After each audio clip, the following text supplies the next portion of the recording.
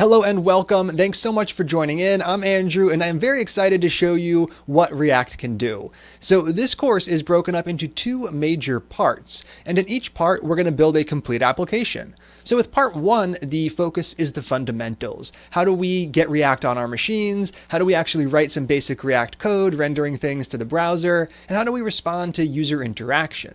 In part two, we're going to focus on more advanced techniques. We're going to talk about things like user accounts, client-side routing, and authentication. In that one, we'll be building a more advanced application that uses all of those features, and we'll be getting that live on the web. So you'll have a real URL you can share with whoever wants to use the app.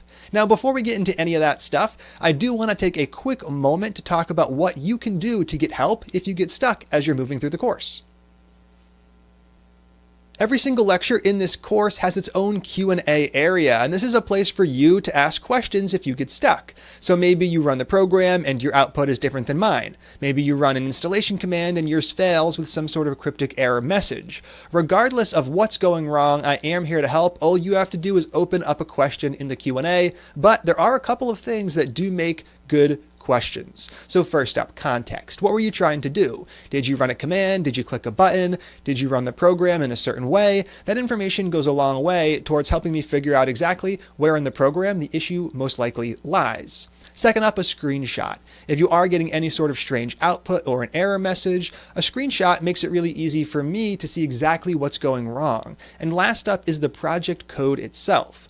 So if you are running into an issue where your project isn't working as mine does, that's perfectly fine. But in order to recreate that and figure out what's going wrong, I am going to need access to a zip of the code. So I always recommend students just zip up their project, upload it to something like Google Drive or Dropbox, and then include a publicly shareable link in the question. So let's go ahead and jump right into the next video where we're going to talk a little bit about why you should actually learn React.